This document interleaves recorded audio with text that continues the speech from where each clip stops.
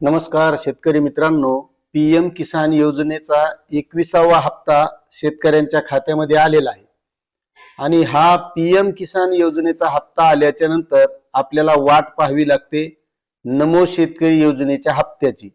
मात्र त्याबाबतची एक महत्त्वाची अशी अपडेट आहे आणि ती अपडेट आपल्याला या व्हिडिओच्या माध्यमातून बघायची की नेमका हा हप्ता कोणत्या शेतकऱ्यांना मिळणार आहे।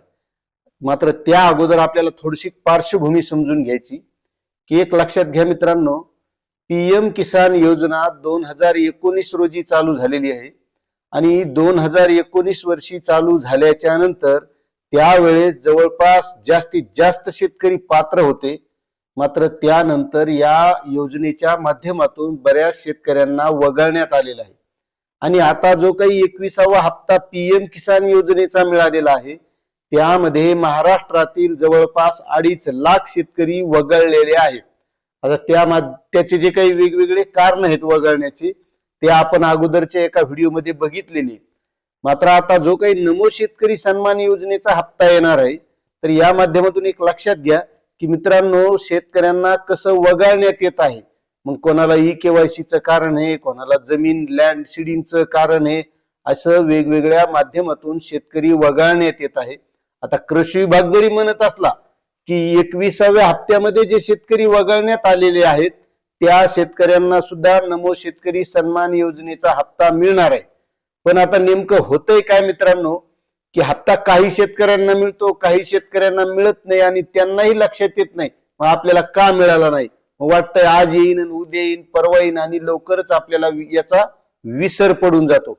आता तुम्ही जी बघितलं असेल मागची जी काही अतिवृष्टी झाली होती या अतिवृष्टीमध्ये बऱ्याच शेतकऱ्यांना लाभ मिळालेला नाही आतापर्यंत सुद्धा।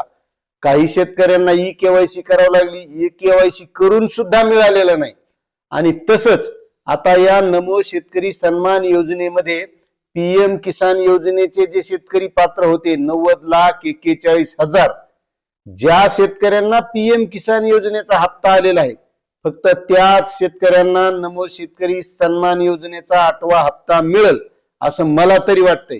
मात्र काय आहे, लोकांना खरं सांगितलेलं पटत नाही, खोटं की बनावट करून सांगितलं का लवकर पटत असते। पण सरकारची जी काही सिस्टीम आहे का ती अशाच पद्धतीने चालती आणि शेतकऱ्यांना त्याचा विसर पडून जातो। येते म्हणून तसंच होऊन जातं।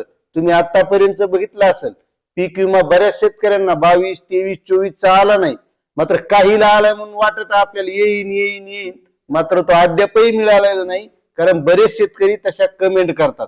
आणि तसंच पीएम किसान योजनेच्या हप्त्याचंही बरेच शेतकरी हळूहळू वगळण्यात आले, नमो शेतकरीचंही तसंच हळूहळू वगळण्यात आले आणि आता अतिवृष्टीची तीच परिस्थिती चालू आहे।